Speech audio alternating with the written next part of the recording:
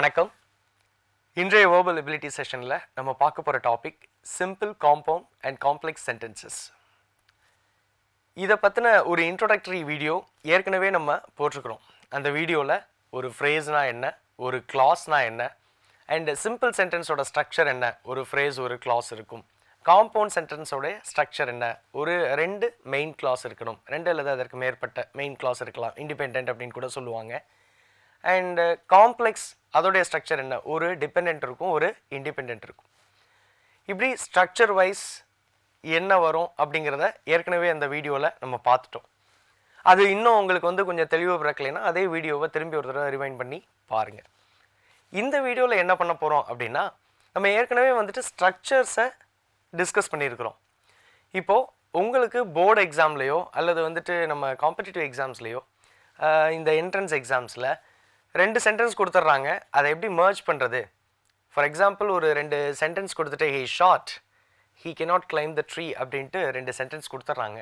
இந்த ரெண்டு சென்டென்ஸை கரெக்டாக எந்த கீவேர்ட்ஸ் வச்சு, எந்த கன்ஜங்ஷன் வச்சு மர்ஜ் பண்ணணும் அப்படிங்கிறதுக்கான ஐடியா, அது எப்படி பண்ணணும், அதோடைய இப்படி வந்தால் இதுக்கு என்ன கீவேர்ட்ஸ் பயன்படுத்தணும், அல்லது ஒரு காஸ் அண்ட் எஃபெக்டாக இருந்தால் என்ன பண்ணுறது, அடுத்தடுத்து நிகழக்கூடிய சம்பவங்களுக்கு எந்த கீவேர்ட்ஸ் பயன்படுத்தணும், இதை இந்த வீடியோவில் நம்ம பார்க்கலாம். இதுலேயே உங்களுக்கு என்ன கொடுப்பாங்க அப்படின்னா, இந்த ரெண்டு சென்டென்ஸ் கொடுத்துட்டு இதை convert into a simple sentence அல்லது காம்பவுண்ட் சென்டென்ஸாக மாற்றுங்க, இது காம்ப்ளெக்ஸ் சென்டென்ஸாக மாற்றுங்க அப்படிங்கிறது தான் உங்களுடைய எக்ஸாமில் கேட்கப்படுகிற கேள்வி. இது கரெக்டாக இல்லையான்னு எரர் ஸ்பாட்டிங்கில் செக் பண்ணுறதுக்கும் வாய்ப்பு இருக்குது. ஸோ நம்ம என்ன பண்ணணும் அப்படின்னா, ஒவ்வொரு எக்ஸாம்பிளுக்கும் ஒரு கிட்டத்தட்ட ஒரு 8 டைப் ஆஃப் எக்ஸாம்பிள்ஸ் நம்ம இங்கே கொடுக்குறோம். இந்த 8 டைப்பில் இது மட்டும்தான் இருக்கான்னா அதுக்கப்புறம் நீங்கள் இது மெயினாக உங்களுக்குரிய போர்டு எக்ஸாமுக்கு இருக்குது. அதை தாண்டி உள்ளதுகளை அதுக்கப்புறம் நம்ம பார்க்கலாம். ஸோ இதை ஒவ்வொரு எக்ஸாம்பிளையும் எடுத்து அதை ஒர்க் அவுட் பண்ணி பாருங்கள். இது உங்களுடைய புக்லேயே இருக்குது. இருந்தாலும் நாம் ஒர்க் ஷீட்டில் இன்னும் கொஞ்சம் அடிஷ்னலாக நிறைய சென்டென்சஸ் இருக்கும். அதை இதில் மாற்று, இதை அதில் மாற்று அப்படின்ட்டு. ஸோ ஒரு செட்டுக்கு சிம்பிளில் எப்படி இருக்கணும், காம்பவுண்டில் எப்படி இருக்கணும், காம்ப்ளெக்ஸில் எப்படி இருக்கணும் அப்படிங்கிறதுக்குரிய கீவேர்ட்ஸ் எல்லாத்தையும் நம்ம இதில் பார்த்துக்கலாம். Transformation of sentences. இப்போது முதல் செட்டுக்கு முன்னாடி போகிறதுக்கு முன்னாடி நம்ம ஒரு விஷயத்தை தெளிவுபடுத்திக்கலாம். ஒரு ஃப்ரேஸ், அதாவது கொடுக்கப்பட்ட ரெண்டு வாக்கியங்களில் முதல்ல ஒரு விஷயம் நடந்திருக்கணும், அதை தொடர்ந்து அடுத்து ஒரு விஷயம் நடந்திருக்கணும். இப்போ முதல்ல நடந்த விஷயத்துக்கும் அடுத்து நடந்த விஷயத்துக்கும் தொடர்பு டைரெக்டாக இருந்துச்சுன்னா, ஃபார் எக்ஸாம்பிள் ஒரு காஸ், இதன் காரணமாக இது நடந்தது அப்படின்னு இருந்துச்சுன்னா அதை எப்படி எழுதுறது அப்படிங்கிறத ஒரு இதில் பார்க்கலாம். அதோடைய ஆப்போசிட் எஃபெக்டாக கூட இருக்கலாம். இப்போ நம்ம இதில் எடுக்கிறப்ப ஒரு விஷயம் நடந்திருக்கு இல்லையா, ஃபஸ்ட்டு நடந்த விஷயத்தை எப்போவுமே நம்ம ஃப்ரேஸாக எடுத்துக்கலாம் சிம்பிள் சென்டென்சஸில். அதுவே காம்பவுண்ட் காம்ப்ளெக்ஸ்னால் அந்த ஃப்ரேஸுக்கு எடுக்கப்பட்ட அந்த வாக்கியத்தை ஒரு கிளாஸாக கன்வெர்ட் பண்ணணும். ஃப்ரேஸாக இருக்கிறத கிளாஸாக கன்வெர்ட் பண்ணணும். அண்ட் இந்த கிளாஸில் டிபெண்ட் கிளாஸாகவும் இருக்கும், மெயின் கிளாஸாகவும் இருக்கும். நமக்கு தனியாக எப்போவுமே ஒரு சென்டென்ஸ் கொடுத்துட்றாங்க மெயின் கிளாஸில். இந்த மெயின் கிளாஸில் இருக்கிற அந்த டென்ஸ் இங்கே ஃப்ரேஸை திரும்பி ஒரு இண்டிபெண்ட், அதாவது ஒரு இண்டிபெண்ட் கிளாஸாக கன்வெர்ட் பண்ணுறப்ப, காம்பவுண்ட் சென்டென்ஸுக்கு கன்வெர்ட் பண்ணுறப்ப அந்த ஃப்ரேஸில் இருக்கிற வேர்ப் எடுத்துடணும், கிளாஸில் இருக்கிற டென்ஸ் எடுத்துடணும். இதை நோட் பண்ணி வச்சுக்கோங்க. சென்டென்ஸ் டிரான்ஸ்ஃபர்மேஷனை பொறுத்தளவில் ஒரு முக்கியமான ஒரு 3 விஷயத்தை நீங்கள் ஃபாலோ பண்ணணும். ஃபஸ்ட்டு திங், கொடுக்கப்பட்ட ரெண்டு வாக்கியங்களில் ஃப்ரேஸாக ஒரு வாக்கியத்தை கன்வெர்ட் பண்ணணும், அதுக்கடுத்து கிளாஸாக ஒரு விஷயத்தை எடுத்துக்கிறணும். இந்த ஃப்ரேஸு கிளாஸாக எப்படி கன்வெர்ட் பண்ணுறதுங்கிறத நம்ம தெரிஞ்சுக்கிறணும். தென் ஃப்ரேஸு கிளாஸுங்கிறது சிம்பிள் சென்டென்ஸுக்கு சரியாக போயிடும். அதுவே காம்ப்ளெக்ஸ்னு வந்துட்டால் ஒரு டிபெண்ட், ஒரு இண்டிபெண்ட். இப்பொழுதைக்கு ஒன்று தான் வச்சுருக்கிறோம், ஒன்றுக்கு மேற்பட்ட இண்டிபெண்ட் கிளாஸும் வரலாம். ஸோ இந்த டிபெண்ட் அண்ட் இண்டிபெண்ட் இருக்கு இல்லையா, இதில் இந்த டிபெண்ட் கிளாஸை எங்கேருந்து எடுக்கிறது, ஒரு ஃப்ரேஸ்லேருந்து தான் எடுக்கணும். அப்போ இந்த டிபெண்ட் கிளாஸ் எடுக்கிறப்ப டிபெண்ட் கிளாஸுக்கு ஏற்கனவே ஒரு ரூல் இருக்கும், ஒரு கீவேர்டு கொடுத்துருப்போம், இப்படி தான் பயன்படுத்தணும் அப்படின்ட்டு. ஸோ அதை வச்சு அந்த டிபெண்ட் கிளாஸை எடுத்துடலாம். அதுவே ஒரு டிபெண்ட்டை காம்பவுண்ட் சென்டென்ஸுக்கு இண்டிபெண்ட் கிளாஸாக மாற்றுறப்ப, ஏன்னா காம்பவுண்ட் சென்டென்ஸுடைய ஸ்ட்ரக்சர் என்ன, ரெண்டு இண்டிபெண்ட் கிளாஸ் இருக்கும் ஒரு கன்ஜங்ஷன் வச்சு. அப்போது ஒரு டிபெண்ட்லேருந்து ஒரு இண்டிபெண்ட்டாக நம்ம மாற்றுறப்போ அந்த டிபெண்ட் கிளாஸில் உள்ள வேர்ப் எடுத்துக்கிறணும். ஏற்கனவே அந்த காம்ப்ளெக்ஸ் ஸ்ட்ரக்சரில் ஒரு மெயின் கிளாஸ் இருக்கும், அதில் இருக்கிற டென்ஸ் எடுத்துக்கிறணும். ஸோ அந்த டென்ஸ் ஃபார்மையும் இந்த வேர்ப் ஃபார்மையும் கரெக்டாக இங்கே ஃபிக்ஸ் பண்ணணும். அண்ட் கன்வர்ஷன் அப்போது சில விஷயங்களில் சில சென்டென்சஸில் அட்ஜெக்டிவ் இருக்கலாம், நவுன் இருக்கலாம், அது அட்வர்பாக மாறலாம். நம்ம வந்து வெர்பை வந்து அந்த நவுன்லேருந்து எடுக்கிற மாதிரி இருக்கலாம். இதெல்லாம் ஒவ்வொரு இடத்துலையும் நான் எக்ஸ்பிளைன் பண்ணியிருக்கிறேன். இதை தெளிவாக நீங்கள் நோட் பண்ணிக்கோங்க. ஸோ நமக்கு பேசிக் வந்து சென்டென்ஸ் ட்ரான்ஸ்ஃபர்மேஷனில் இந்த டென்ஸ் சேஞ்சு, இந்த அட்வர்பியல் அட்ஜெக்டிவ் சேஞ்சு, இது வந்து டைரக்ட் டு இன்டைரக்ட் மாதிரி நிறைய சேஞ்சஸ் இப்படி தான், இப்படி வந்தால் இப்படி தான் வரும் அப்படிங்கிற மாதிரி கிடையாது. இங்கே நம்ம எப்படி மாற்றணுங்கிறது மட்டும்தான் இங்கே நம்ம சொல்லியிருக்கிறோம். இதுதான் நம்ம தெரிஞ்சுக்கிற வேண்டிய இந்த 3 விஷயங்கள். ஃப்ரேஸ் எப்படி கொண்டு வரணும், டிபெண்டன்ட் கிளாஸை எங்கேருந்து எடுக்கணும், அந்த கீவேர்ட்ஸ் எப்படி பயன்படுத்தணும், அண்ட் இண்டிபெண்டன்ட் கிளாஸுக்கு அந்த டிபெண்டன்ட் கிளாஸை எப்படி மாற்றணும். இது 3ம் நீங்கள் முக்கியமாக தெரிஞ்சுக்கிற வேண்டியது. இப்போது முதல்ல உள்ள ஒரு செட்டை பார்க்கலாம். ஃபர்ஸ்ட் செட் என்ன சொல்லுது அப்படின்னா, if any one of the given sentences is in future tense then use the following keywords. இப்போது நமக்கு போர்டு எக்ஸாமில் 2 சென்டென்ஸ் கொடுத்துட்றாங்க. எப்படி 2 சென்டென்ஸ் அப்படின்னா, ஃபார் எக்ஸாம்பிள் இந்த மாதிரி, ஐ failed the test, I will take it next year. என்னடா எடுத்தோன்னா ஐ ஃபெயில்டு த டெஸ்ட்னு ஸ்டார்ட் பண்ணுறானே அப்படின்ட்டு மட்டும் நினச்சிக்கிறாதீங்க. இது ஒரு எக்ஸாம்பிளுக்கு தான். இப்போது ஐ failed the test, I will take it next year, இப்படி ஒரு 2 சென்டென்ஸ் கொடுத்து இதை சிம்பிளுக்கு கன்வெர்ட் பண்ணுங்க அப்படின்னு தான் உங்கள்கிட்ட கேட்பாங்க. ஸோ அப்படி கேட்கப்படுகிற அந்த வாக்கியங்கள் அப்போ நமக்கு வாசிக்கிறப்பே தெரியும் அதில் ஒரு ஃபியூச்சர் டென்ஸ் உள்ள ஒரு வாக்கியம் இருக்குது அப்படின்ட்டு.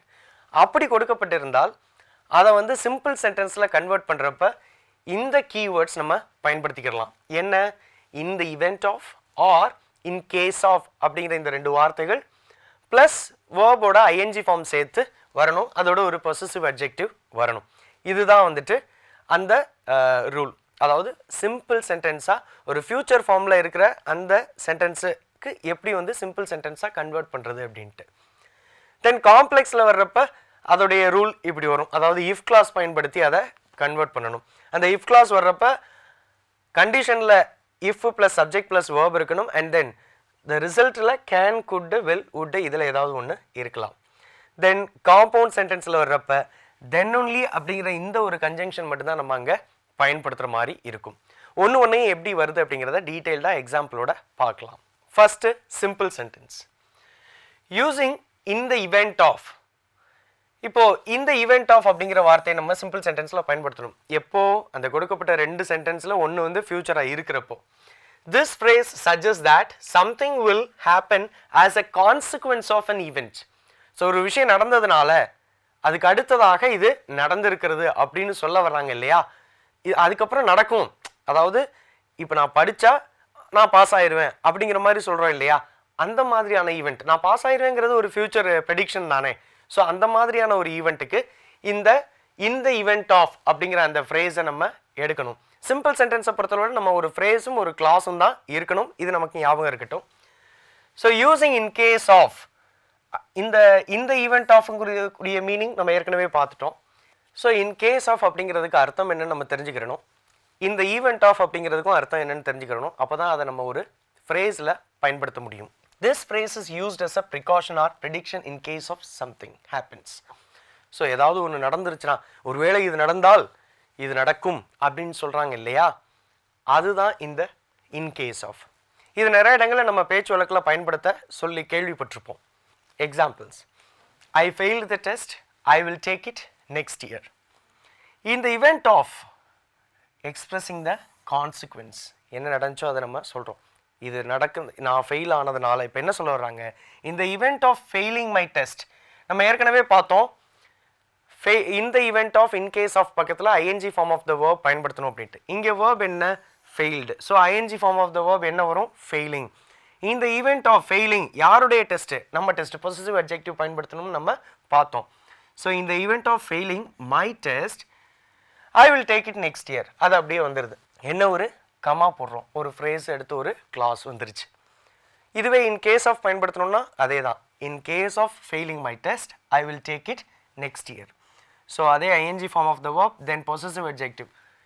இது நம்ம எப்போவுமே ஞாபகம் வச்சுக்கணும். ஸோ இந்த வில், அதாவது ஃபியூச்சர் ஃபார்ம் இருந்தால் சிம்பிள் சென்டென்ஸில் இந்த event of, in case of அப்படிங்கிற இந்த 2 வார்த்தைகள் நம்ம பயன்படுத்தி தான் ஒரு ஃப்ரேஸை உருவாக்க முடியும். Then followed by a clause. இது சிம்பிள் சென்டென்ஸ். ஓகே, காம்ப்ளெக்ஸ் சென்டென்ஸுக்கு வரலாம். இப்போது அதே சென்டென்ஸை காம்ப்ளெக்ஸில் கேட்டிருந்தாங்கன்னா ஒருவேளை கன்வெர்ட் திஸ் சென்டென்ஸ் அல்லது transform this sentence into complex form அப்படின்னு கேட்டிருந்தாங்கன்னா அங்கே என்ன பயன்படுத்துறது? To convert the given sentences with if, இங்கே இஃப் கிளாஸ் நம்ம பயன்படுத்த போகிறோம். எப்படி? இஃப் அப்படிங்கிறது followed by can, could, will, would, follow this steps. இப்போ எப்படி ஒன் பை ஒன்னாக பார்க்கலாம். Identify the condition, the cause and result. So என்ன, இது நடந்தால் இது நடக்கும் அப்படின்ட்டு ஒரு விஷயம் நம்ம பார்த்தோம் இல்லையா, அந்த ஃபியூச்சர் ப்ரெடிக்ஷன். அப்போது இங்கே ஒரு கண்டிஷன் இருக்கணும், அதற்கான ரிசல்ட் அங்கே இருக்கணும். அப்போ இங்கே ஒரு கண்டிஷன் இருக்கும் பட்சத்தில் அதை இஃப் கிளாஸில் எடுத்துக்கணும். அந்த ரிசல்ட்டை என்ன டென்ஸ் வருதோ அதை பொறுத்து கேன், குட், வில், வுட் பயன்படுத்தி நாம் அங்கே எழுதலாம். கண்டிஷன் என்ன? ஐ ஃபெயில் த டெஸ்ட். இங்கே ரிசல்ட் என்ன? ஐ will take in next year. இந்த ரெண்டு விஷயத்தை நம்ம நோட் பண்ணிக்கிறணும். இப்போ இது ரெண்டும் நமக்கு புரிஞ்சால் மட்டும்தான் அதை வச்சு காம்ப்ளெக்ஸ் சென்டென்ஸ் நம்ம இங்கே ஃபார்ம் பண்ண முடியும். ஒரு காம்ப்ளெக்ஸ் சென்டென்ஸுக்கு ஒரு depend followed by a independent clause. இது எப்பவுமே ஞாபகம் வச்சுக்கிறணும். Use if to introduce the condition. So அந்த இஃப் வச்சு நம்ம ஆரம்பிக்கிற அந்த சென்டென்ஸுக்கு if plus subject plus verb, அந்த வேர்ப் ப்ரெசண்ட்டா, பாஸ்டா, ஃப்யூச்சரா அப்படிங்கிறத அங்கே நம்ம பார்க்கணும். ஸோ எப்படி ஸ்டார்ட் பண்ணியிருக்காங்கங்கிறத பார்க்கலாம். Choose the appropriate modal verb. இங்கே என்ன கொடுக்குறீங்களோ அதற்கு தகுந்தாற் போல் அங்கே உள்ள மாடலும் இருக்கணும், based on the meaning. So அங்கே அந்த மீனிங் அண்டர்ஸ்டாண்ட் பண்ணிக்கிட்டா தான் இங்கே என்ன கொடுக்குறோமோ அதுக்கேற்றாப்புல மாடல் அங்கே நம்ம சூஸ் பண்ண முடியும். இப்போது டிரான்ஸ்ஃபார்ம்டு சென்டென்சஸ் எப்படி டிரான்ஸ்ஃபார்ம் ஆகுதுன்னு பார்க்கலாம். So if plus subject, if I fail the test. இப்போ இங்கே நம்ம ப்ரெசன்ட் ஃபார்ம் தான் பயன்படுத்தியிருக்கிறோம். இப்போது if I fail the test, இங்கே இந்த ஃப்யூச்சர் அப்படிங்கிற வார்த்தையை இப்போதைக்கு எடுத்துக்கிற வேண்டாம். ஃபர்ஸ்ட் நம்ம இதுகளை பார்ப்போம். If I fail the test I will take in next year. இது ஒரு ஃப்யூச்சர் சர்டனிட்டி. இதை தான் அவங்க இங்கே ஃப்யூச்சர் அப்படிங்கிறத மென்ஷன் பண்ணுறோம். Sorry, examples. இப்போ இதில் எப்படி வருதுன்னு பார்க்கலாம். If I fail the test I will take it next year. இது ஒரு ஃப்யூச்சர் சர்டனிட்டி. இது நடந்தால் இது நடக்கும். இது ஒரு ஃப்யூச்சர் சர்டனிட்டி. ஃபெயில் ஆனால் அங்கே நான் திரும்பி எடுத்துக்குவேன், அந்த எக்ஸாம் நான் திரும்பி எழுதுவேன் அப்படிங்கிறது. இப்போது இங்கே பாருங்கள், if I fail the test இங்கே சிம்பிள் ப்ரெசென்ட்டில் இருக்குது. ஐ will take it next year. இங்கே அந்த வில் ப்ளஸ் V1 ஃபார்ம், இது இஃப் கிளாஸில் நம்ம ஏற்கனவே படிச்சிருப்போம், அதே தான். If I fail the test I can take it next year. இது ஒரு பாசிபிலிட்டி. அதாவது நான் இங்கே டெஸ்ட்டில் ஃபெயில் ஆனால் அடுத்த தடவை எனக்கு எடுத்துக்கிறதுக்கான வாய்ப்பு இருக்குது அப்படிங்கிறது. ஃபெயில் ஆனால் நான் அடுத்த தடவை பாஸ் ஆகுவேன் அப்படிங்கிறதும், அடுத்த தடவை நான் எழுதுவேன் அப்படிங்கிறதுக்கு வாய்ப்பு இருக்கும் அப்படிங்கிறத பற்றியும் இப்படியும் சொல்லலாம். If I failed the test, இங்கே பாஸ்ட் ஃபார்ம் இன்ட்ரடியூஸ் பண்ணுறாங்க. ஸோ இங்கே பாஸ்ட் இருந்துச்சுன்னா அங்கேயும் நம்ம ஒரு பாஸ்ட் மாடல் சூஸ் பண்ணணும்.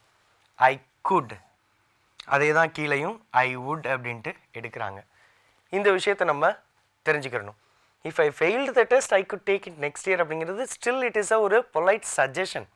ஆனால் if I failed the test I would take it next year அப்படிங்கிறது it is a hypothetical situation. அங்கே அது வந்து ஒரு இமேஜினரி, ஒரு ஹைப்போதெட்டிக்கல் சிச்சுவேஷன். இப்போ இந்த ஃபஸ்ட்டு செட்டில் ஃப்யூச்சர் ஃபார்மில் ஃபஸ்ட்டு நம்ம பார்த்தது இந்த சிம்பிள் சென்டென்ஸ். சிம்பிள் சென்டென்ஸில் இந்த event of, in case of அப்படின்னு ஆரம்பிக்கிற இந்த ரெண்டு கீவேர்ட்ஸ் நம்ம பார்த்தோம். அதை தொடர்ந்து அதே சென்டென்ஸை எப்படி காம்ப்ளெக்ஸில் கன்வெர்ட் பண்ணுறதுங்கிறத இங்கே பார்த்தோம் இஃப் கிளாஸ் வச்சு. அடுத்து காம்பவுண்டில் எப்படி கன்வெர்ட் பண்ணுறது. இப்போது காம்ப்ளெக்ஸ் சென்டென்ஸில் ஒரு டிபெண்ட் ஒரு இண்டிபெண்ட்னு வச்சுருந்தோம். காம்பவுண்டை பொறுத்தளவில் ரெண்டுமே நமக்கு இண்டிபெண்ட்டாக தேவைப்படுது. அப்போ ரெண்டுமே இண்டிபெண்ட்டாக தேவைப்படுறப்ப இங்கே டிபெண்ட்டாக, அதாவது காம்ப்ளெக்ஸில் டிபெண்ட்டாக இருக்கு இல்லையா, அந்த சென்டென்ஸை இங்கே இண்டிபெண்ட் கிளாஸாக மாற்றணும். அதை தென் ஒன்லி அப்படிங்கிற இந்த ஒரு கன்ஜங்ஷன் வச்சு சேர்க்கணும். எப்படி? இப்போ identify the independent classes. So I failed in the test I will take it next year. இது நமக்கு முதல்லையே கொடுக்கப்பட்ட அந்த ரெண்டு சென்டென்சஸ். இதில் ரெண்டுமே இண்டிபெண்ட் கிளாஸஸாக தான் இருக்குது. So use then only as a conjunction to show a strict condition or necessity. அதாவது இந்த தென் ஒன்லி, அதனால் மட்டுமே நான் இது இப்படி பண்ணால் அதன் விளைவாக இது நடக்கும் அப்படிங்கிறத நம்ம இதுவரையும் பார்த்துட்ருக்குறோம். இப்போது the structure should be condition then only and the result. So இது நடந்தால் தென் ஒன்லி அது நடக்கும். இதுதான் அந்த structure. Example, I must fail the test then only I will take it next year. இப்போது இங்கே I failed the testன்னு வந்திருக்குது, இங்கே நம்ம வந்து I must fail the testன்னு மாற்றிருக்கிறோம்.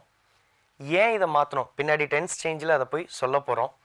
But இருந்தாலும் அது ஏன் நம்ம அப்படி பயன்படுத்தியிருக்கக்கூடாது அப்படிங்கிறத கீழே நம்ம பார்க்கலாம்.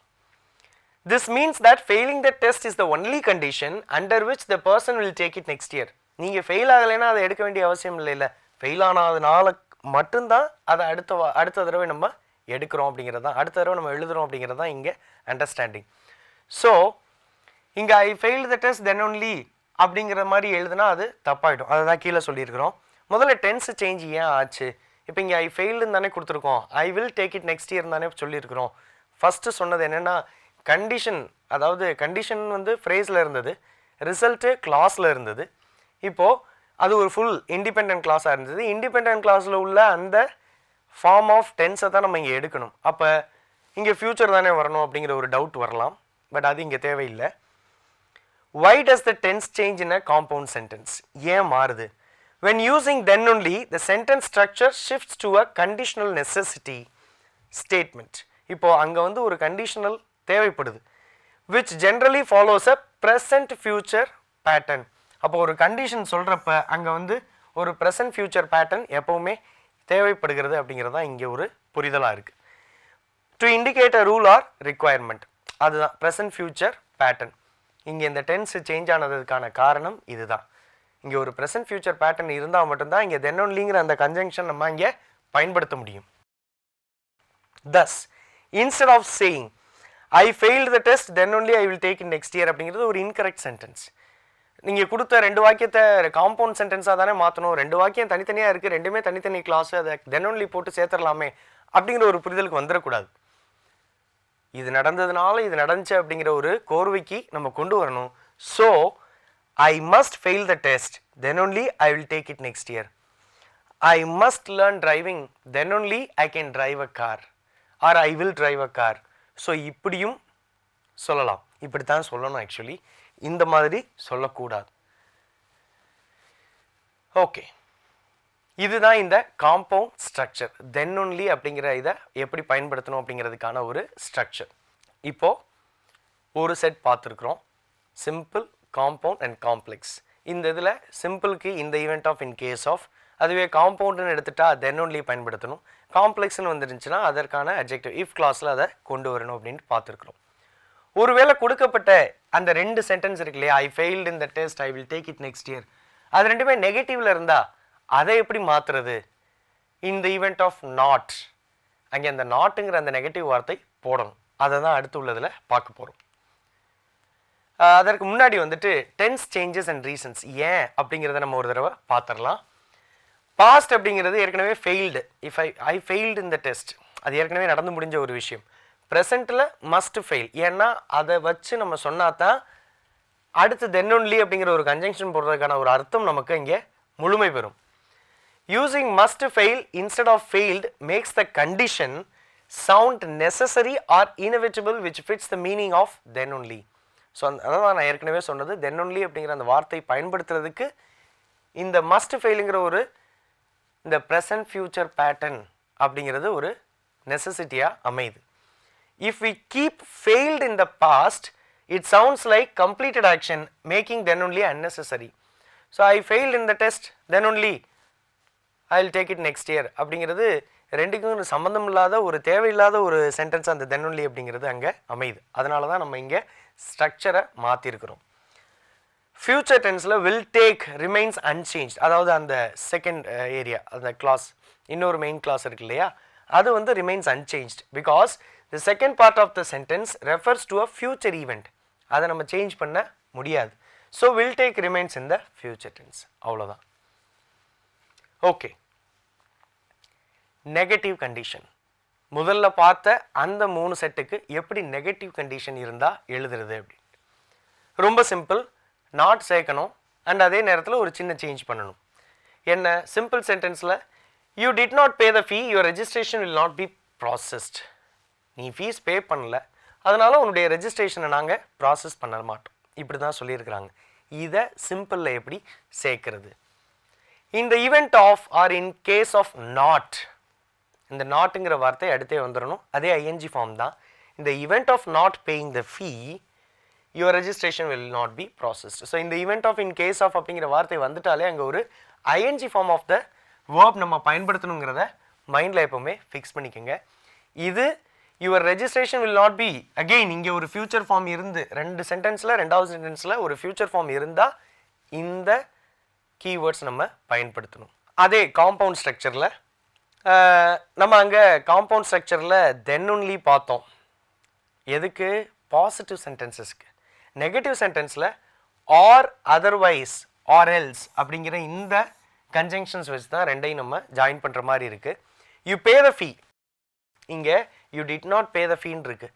இங்கே நம்ம யூ பே த ஃபீ, நீ ஃபீஸ் பே பண்ணு, இல்லைனா அந்த அதர்வைஸ் ஆர்எல்ஸ் அப்படிங்கிறதுக்கு அர்த்தம் என்ன? இல்லையெனில் your registration will not be processed.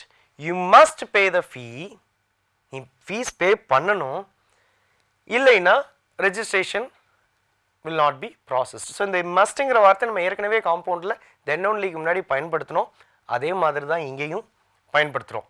So இந்த மஸ்ட் பே த ஃபீ அப்படிங்கிறது இங்கே தேவையான ஒரு மாடல் வேர்பாக இருக்குது. இந்த மஸ்ட்டுங்கிற அந்த கண்டிஷன், இது பண்ணால் இது நடக்கும், இது பண்ணலைன்னா அதுவும் நடக்காது அப்படிங்கிற மாதிரி சொல்கிறது தான்.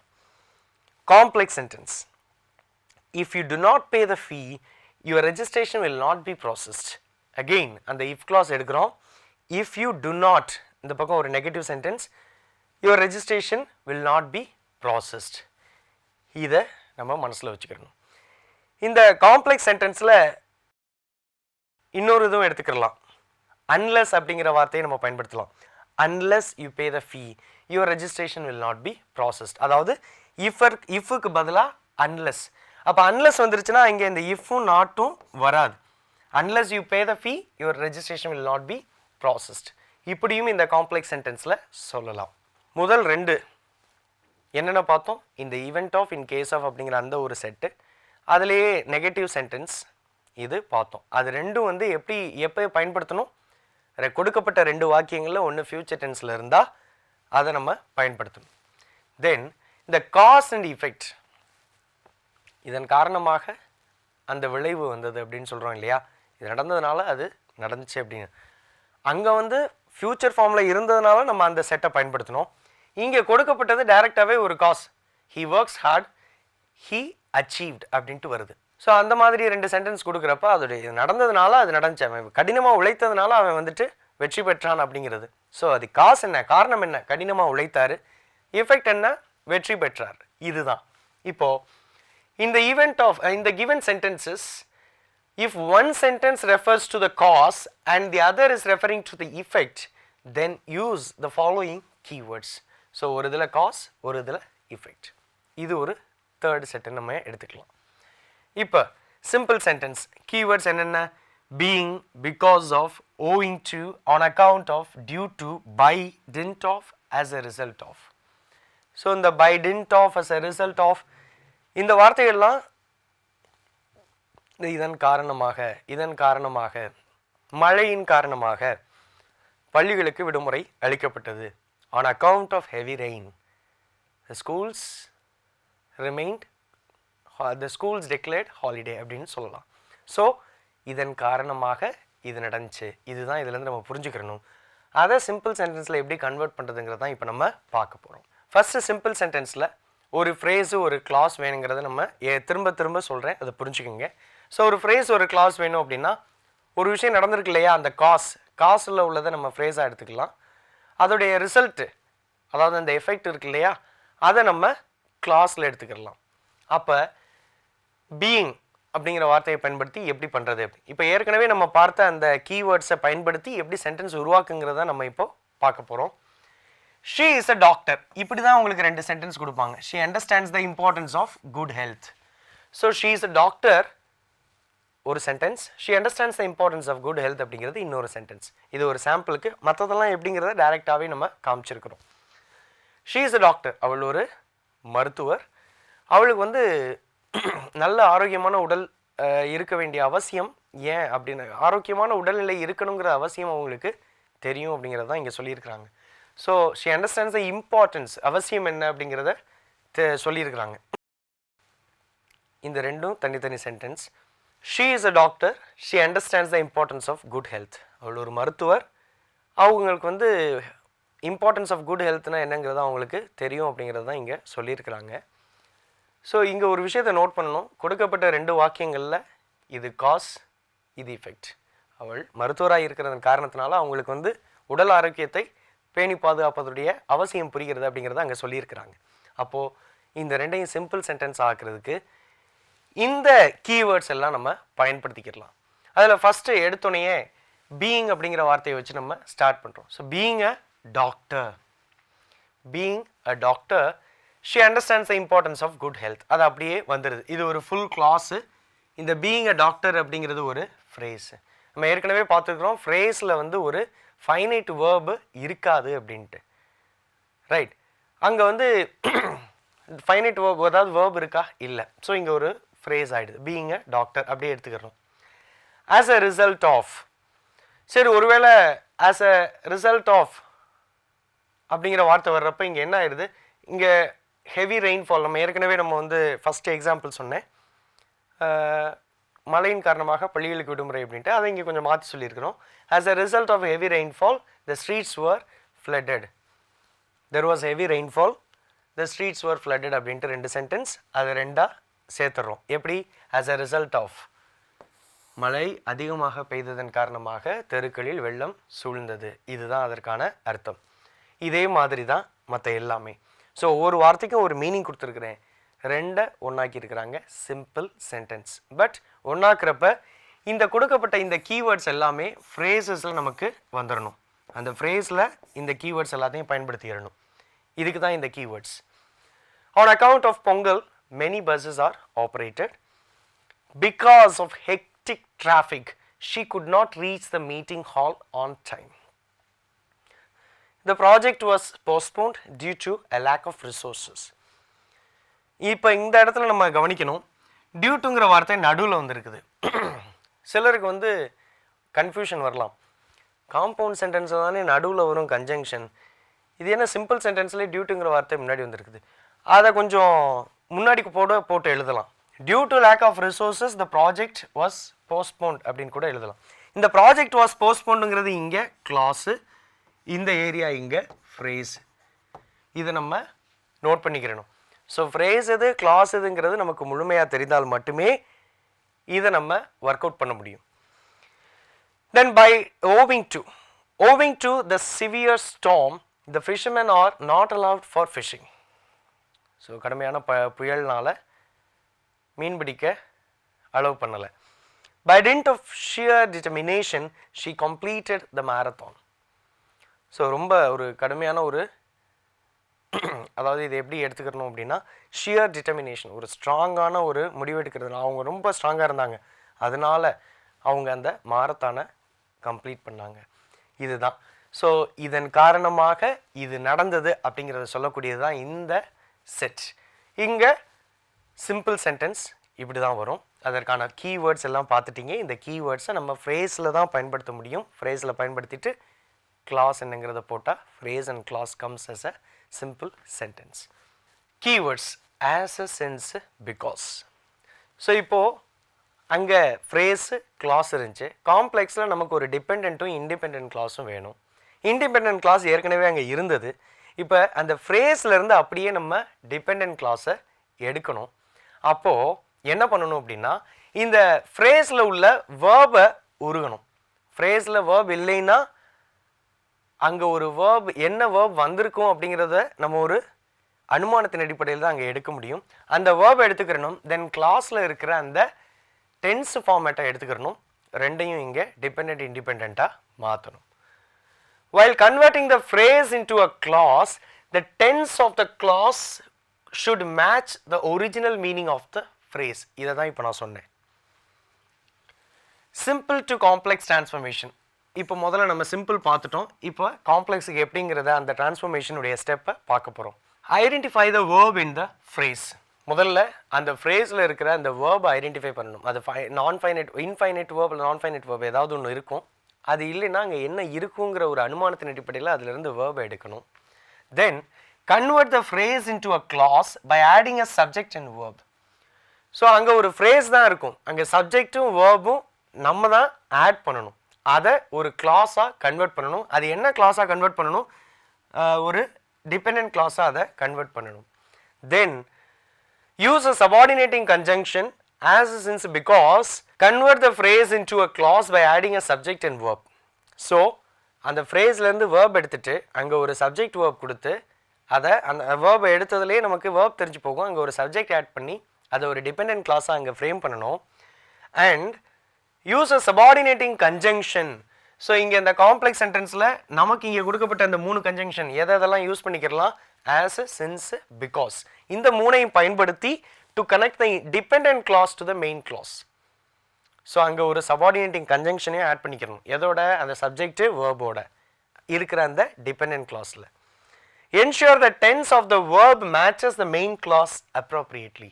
இதை தான் நான் முதல்ல சொன்னேன், ஃப்ரேஸ்லேருந்து வேர்ப் எடுக்கிறோம், கிளாஸ்லேருந்து டென்ஸ் ஃபார்மேட் எடுத்துக்கிறோம், இது ரெண்டையும் கரெக்டாக இன்டிபெண்டன்ட் கிளாஸில் வச்சிடுறோம். இதுதான் நம்ம கரெக்டாக செய்ய வேண்டிய விஷயம். இப்போ அது எப்படி செஞ்சுருக்காங்கங்கிறத பார்க்கலாம். சிம்பிள் சென்டென்ஸ் என்ன? Due to heavy rain the trains were cancelled.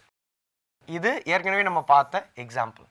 இப்போது due to heavy rain the trains were cancelled அப்படிங்கிற இடத்துல த ட்ரெயின்ஸ் வர் கேன்சல்டுங்கிறது ஒரு கிளாஸு, இது ஃப்ரேஸ், இது நமக்கு தெரியணும், இது ஒரு கிளாஸ். இப்போ இந்த ஃப்ரேஸு கிளாஸ்லேருந்து நம்ம டென்ஸ் எடுத்துக்கணும். இந்த ட்ரெயின்ஸ் வர் கேன்சல்டு அப்படிங்கிறது ஒரு பாஸ்ட் டென்ஸ், சிம்பிள் பாஸ்ட். அப்போ இங்கே அது வந்து பாஸ்ட் டென்ஸ் தான், ட்ரெயின்ஸ் வர் கேன்சல்டுன்னு இருக்குது, it is in the passive form. Now due to heavy rain இதிலிருந்து நமக்கு வேர்ப் எடுக்கணும்.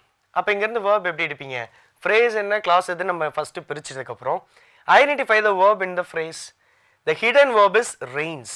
ஸோ இங்கே ரெயின் அப்படிங்கிறது ஒரு நவுன் தான். இங்கே நம்ம இதிலேருந்து என்ன பண்ணணும்? Heavy rain, it rained heavily அப்படிங்கிற மாதிரி அந்த ரெயினையே நம்ம நவுனை வேர்ப் ஆக்கிடுறோம். So the hidden verb is rains from heavy rain.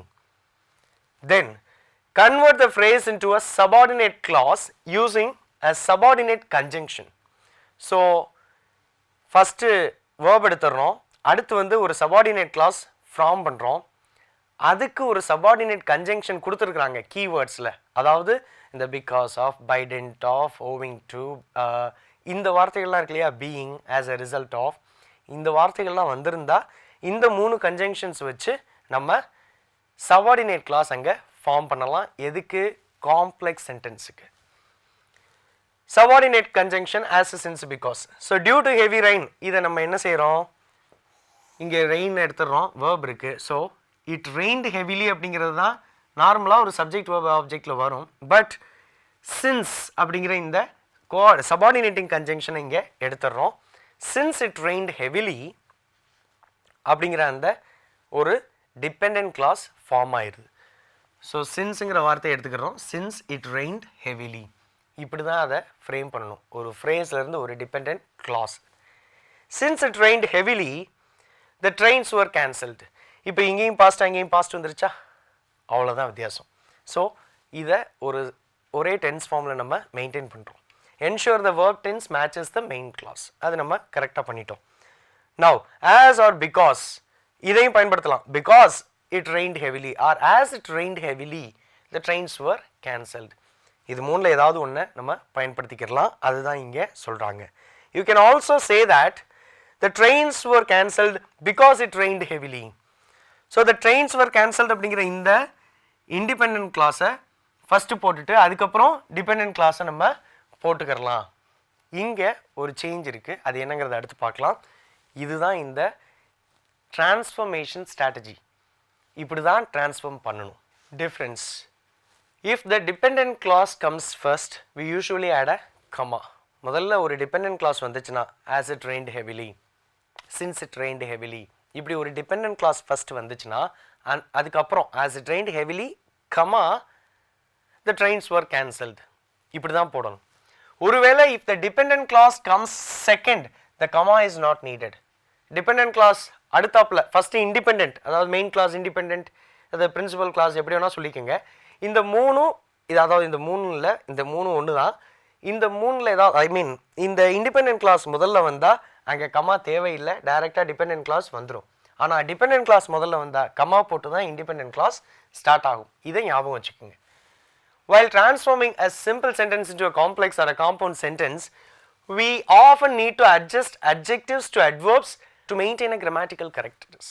அப்போ இங்கே ட்ரான்ஸ்ஃபார்ம் பண்ணுறப்ப சில அட்ஜெக்டிவ்ஸை அட்வர்பாக மாற்ற வேண்டியது இருக்கும், அட்ஜஸ்ட் பண்ண வேண்டியது இருக்கும். அதை தான் நான் முதல்ல சொன்னேன். ஹெவி ரெயின், ஹெவிலி அப்படிங்கிறது ஹெவியாக மாறிடும். ஸோ இந்த மாதிரியான சில மாற்றங்கள் நம்ம அங்கே பண்ண வேண்டியது இருக்கும். இப்போது இந்த கமா போடுற விஷயத்தை நீங்கள் ஃபாலோ பண்ணிக்கோங்க. அது வந்து இண்டிபெண்டன்ட் முன்னாடியும் வரலாம், டிபெண்டன்ட் பின்னாடியும் வரலாம், எப்படி வேணால் வரலாம். ஸோ இப்படி மாற்றி மாற்றி வரலாம். அப்போது இந்த கடைசியாக பார்த்த இந்த கமா விஷயத்தை பார்த்துடலாம். The trains were cancelled because it rained heavily. ஒரு இண்டிபெண்டன்ட் ஃபஸ்ட்டு வந்து அடுத்த டிபெண்டன்ட் வந்திருக்கிறதுனால நம்ம இங்கே கமா போடலை. அதுவே இங்கே பாருங்கள், since it rained heavily, comma the trains were cancelled. இதுதான் நான் அதுக்கு சொன்ன அர்த்தம். அடுத்து ரொம்ப முக்கியமானது, why does heavy become heavily? ஏன் இந்த ஹெவிங்கிற வார்த்தை ஹெவிலி ஆகியிருக்கிறது? ஹெவி இஸ் அன் அட்ஜெக்டிவ், புரிஞ்சுக்கிறணும். Describes a noun. Heavy rain caused flooding. Heavy rain caused flooding. So இந்த ஹெவி அப்படிங்கிறது இந்த நவுனை டிஸ்கிரைப் பண்ணுது.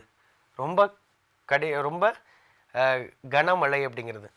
அப்போ here heavy describes the rain noun. Heavily is an adverb that describes a verb. It rained heavily. So இங்கே அட்ஜெக்டிவாக இருக்கிறத நம்ம எல்ஒய் சேர்த்து அட்வர்பாக இங்கே மாற்றிருக்கிறோம். இதுதான் அந்த சின்ன அட்ஜஸ்ட்மெண்ட். இது நம்ம பண்ணி ஆகணும். எங்கே ஒரு ஃப்ரேஸ்லேருந்து ஒரு கிளாஸாக நம்ம மாற்றுறப்போ, அதான் அந்த சிம்பிள் சென்டென்ஸ்லேருந்து காம்ப்ளெக்ஸ் காம்பவுண்டாக மாற்றுறப்ப அந்த டிபெண்டன்ட் கிளாஸில் அதற்கு தேவைக்கேற்ப நம்ம அட்ஜெக்டிவாக அட்வர்ப்ஸாக கன்வெர்ட் பண்ணிக்கலாம். இதுதான் இங்கே சொல்லப்பட்டிருக்கிறது. When to change an adjective to an adverb? எப்போ மாற்றணும்? If the phrase contains a noun, keep the adjective. அந்த ஃப்ரேஸில் நவுன் இருந்தால் இங்கே அட்ஜெக்டிவை வச்சுருங்க. டியூ டு ஹெவி ரெயின், அப்போ இங்கே டியூ டு ஹெவி ரெயின், அப்போ இங்கே வந்து அட்ஜெக்டிவை நம்ம வச்சுக்கலாம். ஏன்னா ரெயினுங்கிறது நவுனு, அதை டிஸ்கிரைப் பண்ணுற இந்த அட்ஜெக்டிவ் நம்ம வச்சுக்கலாம். இதுவே if we rewrite it as a clause with a verb, use the adverb. இப்போ ஒரு ஃப்ரேஸை நம்ம வந்து என்ன பண்ணுறோம், சிம்பிள்லேருந்து காம்பவுண்ட் அல்லது காம்ப்ளெக்ஸுக்கு மாற்றுறப்ப கிளாஸாக மாற்றணும் இல்லையா? அப்படி மாற்றுறப்போ வேர்ப் பயன்படுத்துகிறப்ப அந்த அட்ஜெக்டிவாக இருக்கிற அந்த வார்த்தையை அட்வர்பாக மாற்றிடுங்க. இதுதான் நம்ம செய்ய வேண்டிய ஸ்ட்ராட்டஜி. இப்போ இங்கே ஹெவி ஹெவிலி அப்படின்னு மாறுது, அதே மாதிரி ஸ்ட்ராங் ஸ்ட்ராங்லி அந்த மாதிரி கொண்டு போய்க்கலாம். Since it rained heavily the match was cancelled, இங்கே அதை நம்ம மாற்றிருக்கிறோம். சிம்பிள் சென்டென்ஸில் இன்னொரு எக்ஸாம்பிள் கொடுக்குறேன். Because of the strong wind the trees fell.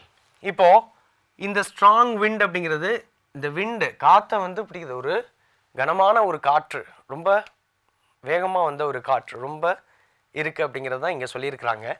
Complex சென்டென்ஸில் since the wind blew strongly, காற்று பயங்கரமாக ரொம்ப கனமாக அடித்ததனால் விண்ட் ப்ளூ ஸ்ட்ராங்லி. இந்த ப்ளூ அப்படிங்கிறது இங்கே நம்ம வேர்பை எடுத்துக்கணும். ஸோ இதுதான் இந்த தேவைக்கேற்ப நம்ம செய்ய வேண்டிய அட்ஜெக்டிவ் டு அட்வர்ப் அட்ஜஸ்ட்மெண்ட். இது நம்ம ஞாபகம் வச்சுக்கணும் ஃப்ரேஸ்லேருந்து கிளாஸாக மாற்றுறப்போ. இப்போ இதோடைய காம்பவுண்ட் சென்டென்ஸை நம்ம பார்த்துடலாம். Steps of transformation.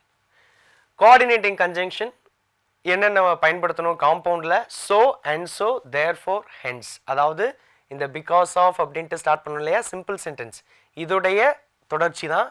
இதுக்கு முன்னாடி காம்ப்ளெக்ஸ் பார்த்துட்டோம். காம்ப்ளெக்ஸ் சென்டென்ஸுக்கு ஆஸ், சின்ஸ், பிகாஸ் அப்படிங்கிற 3 வார்த்தைகள் 3 கன்ஜங்ஷன்ஸ் பார்த்தோம். அது வந்து சபார்டினேட்டிங் கன்ஜங்ஷன். இங்கே கோஆர்டினேட்டிங் கன்ஜங்ஷன்ஸ் என்னென்ன அப்படிங்கிறத நம்ம பார்க்குறோம். Step 1, identify the verb. இங்கே வேர்பை ஐடென்டிஃபை பண்ணணும். இது ஏற்கனவே நம்ம பார்த்த மெத்தட் தான், திரும்பி பார்க்குறோம். Simple sentence, due to heavy rain the trains are cancelled. So இது ஏற்கனவே வந்து நம்ம சிம்பிள் சென்டென்ஸ்லேருந்து பார்த்துட்டோம். அதுலேருந்து நம்ம இப்போ காம்பவுண்டுக்கு கன்வெர்ட் பண்ணுறோம். இப்போ வேர்ப் அப்படிங்கிறது இங்கே ரெயின்ஸ் அப்படிங்கிறது நமக்கு தெரிஞ்சு போச்சு, ஏற்கனவே நம்ம பார்த்துட்டோம். Match the tense. அந்த பக்கம் என்ன இருக்குது? த ட்ரெயின்ஸ் ஆர் கேன்சல்டுன்னு இருக்குது. அப்போ ட்ரெயின்ஸ் ஆர் கேன்சல்டுங்கிறது இங்கே என்ன டென்ஸு? ப்ரெசென்ட்டில் இருக்கிற பாசிவ் ஃபார்ம். அப்போது இட் ரெயின்ஸ் ஹெவிலி, அங்கே இட் ரெயின்டு ஹெவிலின்னு போட்டோம், இங்கே இட் ரெயின்ஸ் ஹெவிலி.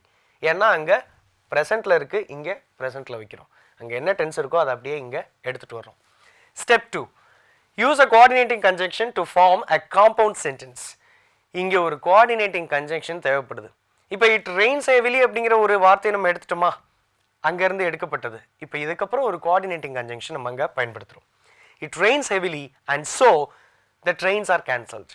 அப்போ இங்கே இந்த அண்ட் ஸோ அப்படிங்கிற இந்த ஒரு கோஆர்டினேட்டிங் கன்ஜங்ஷன் நம்ம பயன்படுத்துகிறோம். It rains heavily so, it rains heavily therefore. இப்போ இங்கே ஒரு விஷயத்தை நீங்கள் கவனிக்கணும். இங்கே ஒரு செமிகோலன் வச்சுருக்கிறோம். இப்போது இந்த செமிகோலன் ஏன் பயன்படுத்துகிறோம் அப்படிங்கிற விஷயத்தையும் நம்ம இங்கே பார்த்துடணும். ஏன் செமிகோலன் வருது, மற்ற ரெண்டுக்கும் ஏன் பயன்படுத்தலை அப்படிங்கிறது. மற்ற ரெண்டும் கோஆர்டினேட்டிங் கன்ஜங்ஷன் டைரெக்டாக வந்துடுது. இந்த தேர்ஃபோர், ஹென்ஸ் அப்படிங்கிற இந்த ரெண்டு வார்த்தையும் ஒரு கன்ஜங்டிவ் அட்வர்ப் அப்படின்ட்டு சொல்கிறாங்க. இந்த கன்ஜங்டிவ் அட்வர்பாக இருக்கிறதுனால, இணைக்கிற அந்த லிங்கர்ஸ் வார்த்தைகள் தான் இது. இங்கே கன்ஜங்டிவ் அட்வர்பாக இருக்கிறதுனால இங்கே இந்த செமிகோலன் நம்ம பயன்படுத்த வேண்டிய அவசியம் இருக்கிறது. Hence, therefore is a conjunctive adverb. When it joins two independent clauses, it should be preceded by a semicolon and followed by a comma. So, இதற்கு முன்னாடி செமிகோலன், அதுதான் preceded, followed by a comma. இந்த ரெண்டு விஷயத்தையும் நம்ம ஞாபகம் வச்சுக்கிறணும். இதுதான் இந்த காம்பவுண்டுடைய ஸ்ட்ரக்சர். காம்பவுண்டில் நம்ம என்ன பார்த்தோம், எப்படி கிளாஸாக ஒரு இண்டிபெண்ட் கிளாஸாக கன்வெர்ட் பண்ணுறதுங்கிறதையும் நம்ம பார்த்துட்டோம். இதற்கப்புறம் ரெண்டு இண்டிபெண்ட் கிளாஸை எப்படி இணைக்கிறதுன்னு பார்த்தோம். இணைக்கிறப்ப எந்தெந்த வார்த்தைகள் பயன்படுத்துறது, and so and so therefore hence இந்த வார்த்தைகள்லாம் வச்சு நம்ம இணைக்கிறத பார்த்துட்டோம். இதுதான் இதோடைய ஸ்ட்ரக்சர். இப்போது இந்த சிம்பிள் காம்பவுண்ட் காம்ப்ளெக்ஸில் மூணு செட்டு தான் நம்ம பார்த்துருக்குறோம். ஃபஸ்ட்டு ஃப்யூச்சர் ஃபார்மில் இருந்தால், கொடுக்கப்பட்ட ரெண்டு சென்டென்ஸில் ஒன்று ஃப்யூச்சர் ஃபார்மில் இருந்தால் அதை எப்படி கன்வெர்ட் பண்ணுறது, அதற்குண்டான கீவேர்ட்ஸ் சிம்பிளில் என்னென்ன, காம்பவுண்டில் என்ன, காம்ப்ளெக்ஸில் என்ன. இதுவே ஒரு விஷயம் நடந்திருந்து அதற்குண்டான ரிசல்ட் நடந்திருந்தால் அது என்னென்னு பார்த்தோம். அதற்கு முன்னாடி அந்த ஃப்யூச்சர் ஃபார்ம்லேயே நெகட்டிவ் ஃபார்ம் ஆஃப் சென்டென்ஸ் இருந்துச்சுன்னா அதற்கு என்னென்ன கீவேர்ட்ஸ் பயன்படுத்துறதுன்னு பார்த்தோம். இதில் ரொம்ப முக்கியமாக ஃப்ரேஸ் எப்படி கொண்டு வர்றது, ஃப்ரேஸ்லேருந்து இண்டிபெண்ட் கிளாஸ் எப்படி கொண்டு வர்றது, டிபெண்ட் கிளாஸ் எப்படி கொண்டு வர்றதுங்கிறதையும் நம்ம பார்த்தோம். இந்த டிபெண்ட் கிளாஸ் வரும் பொழுது நமக்கு அங்கே இருக்கிற கீவேர்ட்ஸை ஈஸியாக இணைச்சி போட்டு அதில் உள்ள ஒரு ஸ்ட்ரக்சரை நம்ம ஃபாலோ பண்ணாலே போதும். அதுவே டிபெண்ட் கிளாஸ் வர்றப்ப இந்த ஃப்ரேஸ், கிளாஸ் இது ரெண்டும் நம்ம கன்வர்ஷன் அந்த டிரான்ஸ்ஃபர்மேஷன் ஸ்ட்ராட்டஜி நம்ம பார்த்தோம். டிரான்ஸ்ஃபார்ம் பண்ணுறப்போ ஒரு ஃப்ரேஸாக எப்படி மாற்றுறது, ஃப்ரேஸாக மாற்றுறப்ப நமக்கு ஏற்கனவே அங்கே சில கீவேர்ட்ஸ் இருக்குது, அதோடைய ஸ்ட்ரக்சர் இருக்குது, அதை வச்சு நம்ம மாற்றிடலாம். அதையே ஒரு கிளாஸாக மாற்றுறப்ப, அதாவது டிபெண்ட் இண்டிபெண்ட்டாக மாற்றுறப்போ டிபெண்ட் கிளாஸில் என்ன பயன்படுத்தணும், என்ன டென்ஸ் பயன்படுத்தணும், எப்படி வேர்பை எடுக்கணுங்கிறதையும் பார்த்தோம். இண்டிபெண்ட் கிளாஸ் ஆக்குறப்ப அதோடைய டென்ஸ் ஸ்ட்ரக்சர் எப்படி இருக்கணும், எங்கேருந்து வேர்ப் எடுக்கணுங்கிறதையும் பார்த்தோம். இது ரொம்ப முக்கியமான விஷயம். இதை கன்வெர்ட் பண்ணுறப்போ டென்ஸ் சேஞ்ச் பண்ணாமல் பார்த்துக்கிறணும். அண்ட் அட்ஜெக்டிவ், அட்வர்ப், இந்த அட்ஜஸ்ட்மெண்ட் இது ரெண்டையும் நம்ம இங்கே பார்த்துட்டோம். இந்த விஷயங்கள் தான் சிம்பிள் காம்பவுண்ட் காம்ப்ளெக்ஸில் ரொம்ப கூர்ந்து கவனித்து செய்ய வேண்டியது. இது ஒன்ஸ் நம்ம ப்ராக்டிஸ் பண்ண ஆரம்பிச்சோன்னா ஆட்டோமேட்டிக்காக அந்த கீவேர்ட்ஸ் நமக்கு மைண்டில் வந்துடும். இப்போதைக்கு பார்த்த இந்த 3 செட்டை ஞாபகம் வச்சுக்கோங்க. இன்னொரு 4 செட் அல்லது 5 செட்டோடைய அடுத்த வீடியோவில் நம்ம பார்க்கலாம். இப்போ கொடுத்த அந்த வார்த்தைகளுக்கான அந்த ஒர்க் ஷீட்ஸ் உங்களுக்கு கொடுக்கப்படும். அந்த ஒர்க் ஷீட்டில் என்னென்ன சென்டென்ஸ் இருக்கோ அதை கன்வெர்ட் பண்ணி நீங்களே ப்ராக்டிஸ் பண்ணி பாருங்கள். இந்த வெர்பல் எபிலிட்டி செஷனுக்காக இளமாறன். நன்றி, வணக்கம்.